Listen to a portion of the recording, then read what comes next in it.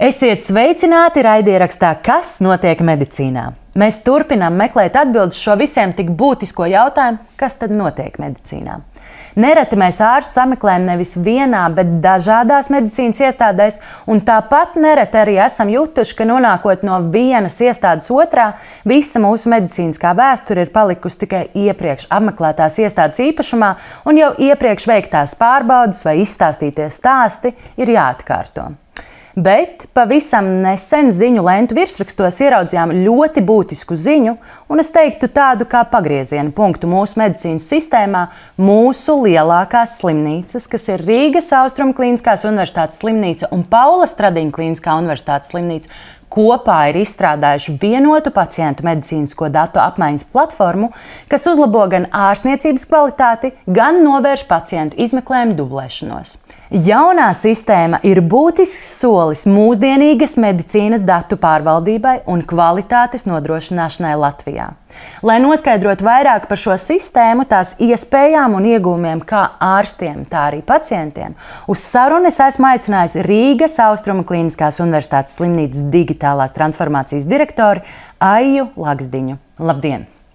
Liels paldies, ka ieradies mūsu raidījumā, un uzreiz jau vērsim pie ragiem, bet atgriežamies vispirms tādā kā pagātnē. Varbūt pirms mēs runājam par pašu risinājumu, par to, ko ietver šī jaunā sistēma sevī, varbūt varam izstāstīt mūsu skatītājiem un klausītājiem, kādu problēmu Latvijas medicīnas sistēmā jūs ieraudzījāt un redzējāt, kas ar jauno risinājumu bija, ir un būtu jāatrisina. Paldies par iespēju šodien šeit būt. Jā, pirms uzsākt darbu šogad veselības nozarē mani pārsteidz tas, ka mums pietrūkst šī savstarpējā informācijas apmaiņa, ka tā šobrīd nenotiek. Un es domāju, ka ikdienā mēs neviens neaizdomājamies par to, cik kritiska, nozīmīga ir šāda operatīva informācijas pieejamība, sevišķi kritiska un ļoti nozīmīga lēmuma pieņemšanai, kādi mēdz būt veselības nozarē. Un šis pieņēmums, kas es pieņemu gan lielā sabiedrības daļā valda par to, ka vismaz noteikti lielajām slimnīcām ir nodrošināta iespēja apmainīties ar savstarpējiem datiem. Diemžēl dažādu vēsturisku iemeslu dēļ tas tā nav noticis. Skaidrs, ka katrai nozarei ir sava vēsture, katram uzņēmumam ir sava vēsture, bet sekas beigās ietekmē mūs visus pilnīgi vienādi, un viņas ir šeit un tagad. Un šī datu apmaiņas neesamība gan kavē ārstniecības procesu, gan ārstniecības personālam, gan aprūpes personālam jāiegulda vairāk laika un resursu, lai atkārtoti noskaidrotu to, kas iespējams jau ir fiksēts citā ārstniecības iestādē, kas savstarpēji pēc tam kavē arī citiem pacientiem šo pakalpojumu pieejamību. Tādēļ arī šī finansiālā ietekme, kas izmeklējuma rezultātā, atkārtot izmeklējuma rezultātā var rasties uz dažādām iestādēm, arī tas ir vērā ņemams faktors, ko nolēmām risināt savstarpējā pilotprojektā kopā ar Stradiņu universitātes slimnīcu. Šis ir tikai viens no pilotprojektiem, ar ko mēs jau pēdējā gada laikā esam sākuši cītīgi sadarboties starp klīniskajām universitātes slimnīcām. Mums ir arī projekts par radioloģisko izmeklējumu apmaiņu, kas jau ir veiksmīgi izveidots, un arī projekts par to, kā no bērnu slimnīcas mēs varam pārņemt šos vēža pacientu datus mirklī, kad viņi kļūst pieauguši arī uz Stradiņu un Austrumu slimnīcu. Un beigās, kā jau jūs minējāt, vislielākais sloks tas ir pašam pacientam spēt izstāstīt, atcerēties visu savu medicīnas vēsturi, savu biogrāfiju. Un man tāds humors, varbūt ne humors, bet bērnībā bija rotaļa klusie telefoni, kur viens otram čukstēja to, ko ir sadzirdējuši no iepriekšējiem. Un pieauguši mēs joprojām turpinām šo rotaļu tikai jau ar medicīniskiem terminiem. Jā, problēmu esam saskatījuši, kā teikt, un varbūt tad arī jau ķeroties klāt jau pie pašas sistēmas, varbūt var pastāstīt vairāk par to, kas tad ir un ko sevī ietver šī jaunā sistēma un tās būtība kā tāda. Mūsu vēlme bija atvieglot ārstiem operatīvu ikdienas darbu, radot iespēju, kā mēs savstarpēji varam apmainīties ar tiem datiem, kas jau ir mūsu rīcībā. Stradiņu pusē tātad, lai būtu pieejama Austrumu slimnīcas dati un otrādāk. Angliski ir brīnišķīgs teiciens fail fast, ja kļūdieties ātri. Līdz ar to tas, ar ko sākām, ir ārstniecības procesam pats kritiskākais, iztikai nepieciešamā informācija, ambulatorija izraksti, stacionāri izraksti un koncīliju slēdzieni par pēdējiem 5 gadiem.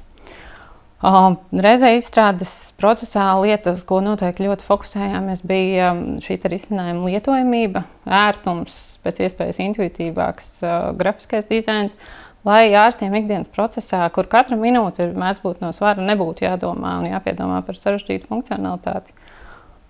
Šobrīd ārsti un klīniku vadītāji, kas izmanto mūsu risinājumu, gan atsaucīgi par to izsakās, novērtē gan lietderību, gan arī ērtumu. Skaidrs, ka, protams, uzsvarot, cik ļoti vērtīgi būtu šāda informācijas apmaiņa arī starp citām slimnīcām un ārstniecības iestādēm. Un arī veselības ministrija šo ir atzinīgi novērtējusi. Un jau pieskāries tam, kad starp citām iestādēm, vai nākotnē arī ir plānots šobrīd, ka mēs redzam, ka arī citas iestādes dalīsies viena ar otru, kad būs tāda vienota sistēma, kur mēs redzēsim, ka nebūs jānēsā tik un tā mapītais, zinu, ja es eju uz Stradiņiem vai uz Austrumu klīnisko slimnīcu, kad tur man viss tur samainās. Bet mēs, kā jau es sākumā teicu, mēs arī ejam pie dažādiem ārstiem, dažādās iestādēs, un tik un tā mapīta vienmēr līdzi, viņai vajadzētu būt līdzi. Vai nākotnē mēs pavisam jau redzam, ka mēs izslēgsim šos mapīšu principus? Pie izmeklējuma un medicīniskās vēstures pieejamības ļoti aktīvi darbojas arī Nacionālais veselības dienests, atbilstoši kuru plāniem par e-veselību. Šāda datu pieejamība paredzēta jau 2025. gadā. E-veselības kā risinājuma lietderību, es teiktu, ka jau šobrīd spēja novērtēt ļoti daudz gan pacienti, gan arī ārstniecības personāls. Reizē, protams, veselības nozara ir gana plaša ar dažādiem tehnoloģisko attīstības iespēju līmeņiem tās dalībniekiem. Līdz ar to vēlreiz uzsverot NVD un tā funkcijas pārņemošā Latvijas digitālās veselības centra uzdevums nepavisam nav vienkārši reizē gan ņemt vērā visu šo dalībnieku iespējas, gan reizē nodrošināt šo attīstību primārajiem uzdevumam, kas varbūt ir ārstniecība, aprūpe, reizē domājot arī par sekundāro, par datu analīzi, par politikas veidošanai nepieciešamiem datiem. Visus šos aspektus nožonglēt ir ievērības cienīgs uzdevums. Jā, citās nozarēs, piemēram, loģistikā, divpusēju sadarbības modeļi ir gan bieži sastopami savstarpēji izmaksu optimizācijai, un reizē veselības nozarē arī varam pielietot līdzīgas metodes. Arī šeit varam veidot risinājumus, kas primāri fokusējās uz mūsu pašu slimnīcu vajadzībām. Reizē, protams, nodrošināt arī tās prasības, kas mums ir nepieciešamas valsts līmenī, atbilstoši Nacionālā veselības dienesta uzdotajiem uzdevumiem. Bet divpusēja virzība bieži vien var radīt šo nepieciešamo ātrumu un operatīvitāti, lai mēs jau šobrīd gūtu pēc iespējas ātrākus rezultātus. Bet šī jaunā izstrādātā sistēma, saprot, tātad arī turpinās pastāvēt starp šīm divām iestādēm un tālāk vairāk tomēr šis ir tāds. Mūsu fokus bija tas, ka mēs vēlējāmies tieši risināt ārstniecības vajadzības.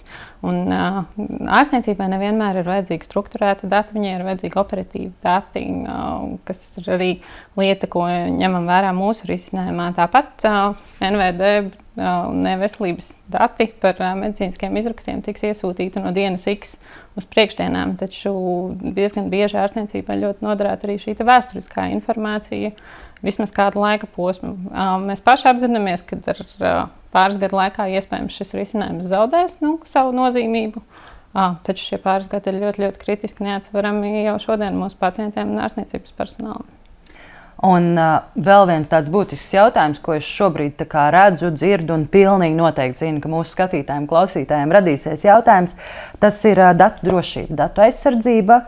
Kādā veidā tiek risināta arī šī būtība, apskatīts, kā tiek aizsargāti pacienta dati, jo tomēr tajā brīdī, kad tu ierodies konkrētajā iestādē, tu pasaki, jā, konkrētā iestādē es šeit savus datus nododu. Un tad tālāk tas aizplūst jau arī uz citu iestādi varbūt. Jā, šeit mēs risinājām gan ar tehnoloģiskiem risinājumiem šo jautājumu, tātad autentifikācijas, autorizācijas procesiem, kas ir iestrādāti risinājumā, gan arī ar logfailiem, kuros tiek fiksēta visas ārstniecības personu veiktās darbības un kādu pacientu apskatītie dati. gan arī ar juridiskiem aspektiem, ar savstarpējiem sadarbības līgumiem, par datu apstrādi tieši no personas datu aizsardzības perspektīvas. Skaidrs, ka datu drošība kļūst arvien aktuālāks jautājums ikdienā, un otra lieta, kas ir skaidra, ka drošība nekad nevienam nav ērta. Taču bez savstarpējas datu apmaiņas turpmāk veselības nozarē ļoti sarežģīti būs eksistēt. Un tad arī jau pieskāries, ka ir vairāki projekti tāpatās, bet tieši varbūt šī projekta ietvaros vai arī attīstot vēl paralēli citus projektus, kādi ir nākamie soļi, cik tālu mēs esam šobrīd, kas ir tie dati, kurus šobrīd jūs apmainaties, kas varbūt ir nākamie soļi un kāds ir nākamais plāns saistībā ar šo? Šo projektu mēs realizējam abas slimnīcas, katra saviem iekšējiem IT resursiem, līdz ar to arī turpmākā attīstība mums ir atbilstoši prioritātēm un iespējām. Šobrīd primāri fokusējamies uz to, kādas būtu mūsu ārstniecības vajadzības. Izskatām iespēju papildināt risinājumu ar laboratorijas izmeklējumu rezultātiem, ar radioloģisko izmeklējumu aprakstiem.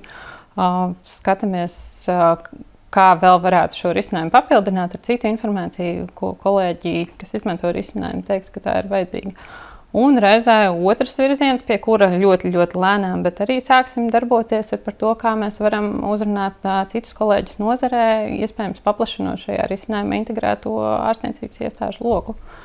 Jo mūsu fokus ir tomēr primāri nodrošināt tieši šo vienu darba vietu, kur ārsts var ātri un operatīvi iegūt informāciju. Bez liekas domāšanas par to, kā tas būtu jādara. Labi, un tā kā tiek attīstītas vēl nākamie soļi un vispārējais, par ko tikko stāstīja, varbūt, ka mums ir arī kāda laika griezuma, laika skala, kā mēs redzam, kā šis turpinājums varētu būt, ko varētu sajust, piemēram, pacients vai ārsts jau nākamajos laika periodos. Mūsuprāt, šis risinājums un pacientu medicīnisko datu apmaiņa gluži tāpat kā Rīga nekad nebūs gatava. Jā, mēs esam pašā ceļa sākumā kaut kādā nozīmē un vienmēr būs iespēja darboties operatīvāk, uzlabot datu pieejamību gan primāriem ārstniecības, gan pēc tam arī sekundāriem datu analīzes pētniecības nolūkiem. Un šobrīd, kā jau minēju, skatāmies atbilstoši mūsu iespējām, kā mēs varam papildināt risinājumu mūsu pašu vajadzībām un skatīties, kā virzīsimies tālāk. Arī kolēģi nozarē iespēju pieslēgties šim risinājumam arī atkarīgi no gan mūsu, gan viņu tehnoloģiskām iespējām un prioritātēm. Šobrīd atbilstoši Nacionālā veselības dienesta uzstādījumiem teiktu, ka visa nozara diezgan cītīgi darbojās pie tā, lai laicīgi ieziņot veselībā gan nosūtījumu informāciju, gan arī izrakstu iesūtīšanu strukturētā formātā. Iestādes visas strādā ar kādu no medicīnas IT sistēmām, un tāpēc man jautājums, vai šī ir pilnīgi jauna izstrādāta, vai tajā pašā laikā ir pielietots kaut kas jau no esošajām, kaut kas ir derējis, nav derējis, kā tas viss ir veidojies tieši sistēmas ziņā? Jā, arī ārstniecības iestāžu izmantotās sistēmas nozarē ir gana plašas un dažādas, un tie procesi, ko šīs sistēmas nodrošina, ir milz un plaši, sākot no norēķiniem, atbilstoši normatīviem aktiem un prasībām, beidzot ar katrai specialitātei konkrētām vajadzībām. Un tas ir izaicinājums jebkuram slimnīcas informācijas sistēmas veidotājiem nodrošināt šīs sistēmas lietojamību, ērtumu, tā, lai tā būtu piemērota visu šo procesu risināšanai. Un šajā gadījumā mēs esam fokusējušies tieši uz šo ārstniecības procesu, kas ir tas, kas viņiem būtu kritiski nepieciešams. Noliekot malā administratīvos jautājumus, noliekot malā klasifikātorus un citus. Šis ir tieši uz ārstniecības lietojamību un ērtumu fokusēts risinājums, kur ietvaros, mēs izmantojam pacientu datus, kas mums ir saglabāti mūsu slimnīcas informācijas sistēmā. Reizē integrējam šobrīd laboratorijas izmeklējumus, skatāmies, kā to visu mēs pēc iespējas vienkāršāk ārstam varam attēlot. Bet tad pareizi saprot, tā principā ir pilnīgi jauna izveidota sistēma no nulītes šobrīd. Jā. Labi, mēs jau īstenībā mēs atbildējām varbūt arī uz maniem nākamajiem jautājumiem, bet katrā raidījumā mēs tomēr gribās viņus tā kodolīgi arī pateikt un izzināt. Pirmais jautājums, kāds iegūms sabiedrībai būs no šī projekta, kā viņi to sajutīs? Sabiedrības iegūms noteikti būtu precīzāk un operatīvāk ārstēšanas iespējas un informācija par to, kas ceram, ka ilgākā laika periodā varētu uzlabot arī pakalpojumu pieejamību.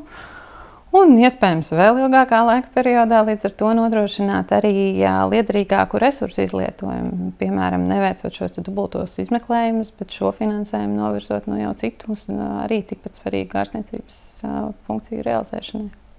Un ārsts, protams, ir arī sabiedrība. Mēs noteikti nevaram teikt, ka tās ir divas dažādas grupas, bet tajā pašā laikā ārsts ir arī profesionāls, kurš apkalpo un strādā ar šo datu sistēmu. Kāds galvenie ieguvumi tieši viņam arī ieraudzīt sistēmā, kas ir ārstam svarīgākais šo sistēmu? Ārsts ir viena no tām brīnišķīgajām profesijām, kuras iegūšanai ir vajadzīgi ļoti, ļoti ilgi gadi. Līdz ar to tas, ko sabiedrībai būtu jāspēj novērtēt, ir katra minūte no šī ārsta darba laika.